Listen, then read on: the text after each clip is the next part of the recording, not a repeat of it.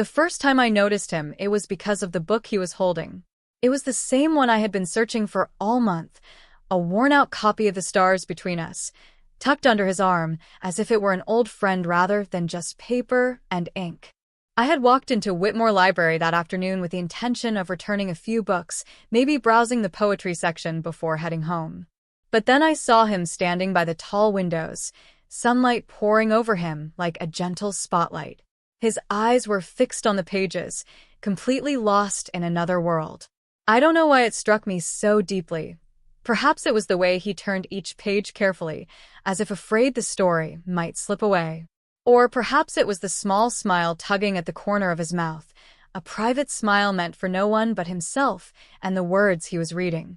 I hesitated, then took a step closer. "Excuse me," I said softly. He looked up, startled, and I noticed his eyes were the color of honey, warm, clear, and unexpectedly kind. "Yes, that book," I pointed. "I've been trying to find it everywhere." He glanced down at the cover as though he had forgotten he was holding it. "Oh, well, you can borrow it after me if you'd like. I just started it, though." Something about the way he said it made me smile. He wasn't offensive or possessive, just open. "I might take you up on that," I said.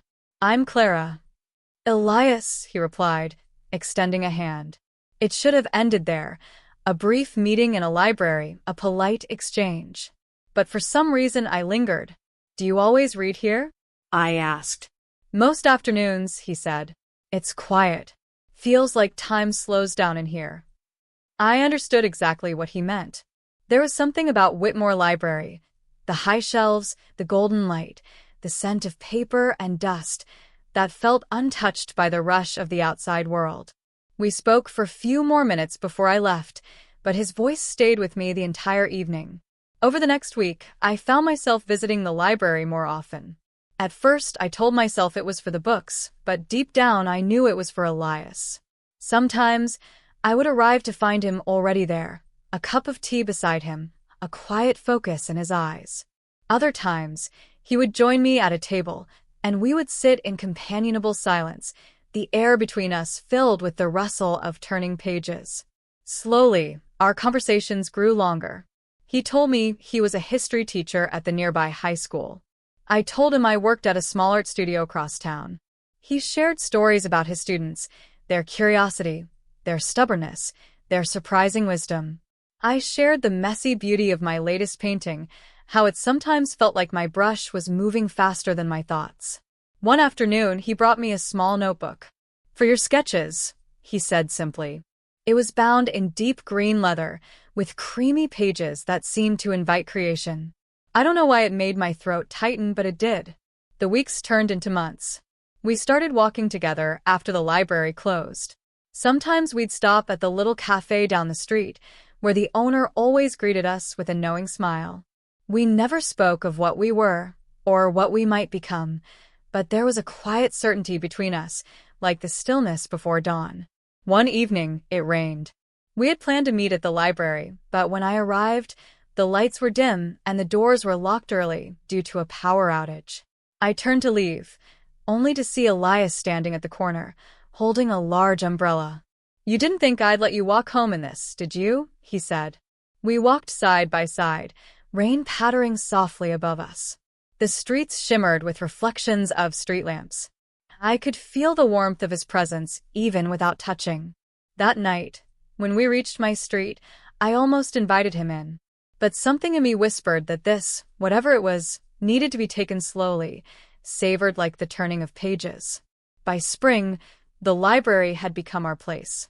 We started leaving little notes for each other inside books. Sometimes they were observations about the story, sometimes simple thoughts from our day. Once, I opened a book to find a pressed daisy and a message, for the one who notices the little things. I didn't reply with words. Instead, I painted a small watercolor of that very daisy and left it for him the next day. One crisp April morning, I found Elias not in the reading area, but by the history shelves, holding a book in one hand and, to my surprise, a small paper-wrapped package in the other. "This is for you," he said when I approached. Inside was a first-edition copy of The Stars Between Us. I remembered how much you wanted it, he explained. Found it in a second-hand shop. For a moment, all I could do was stare at the worn cover, the familiar title in faded gold letters. It wasn't just the gift. It was the thought, the memory, the quiet way he had listened.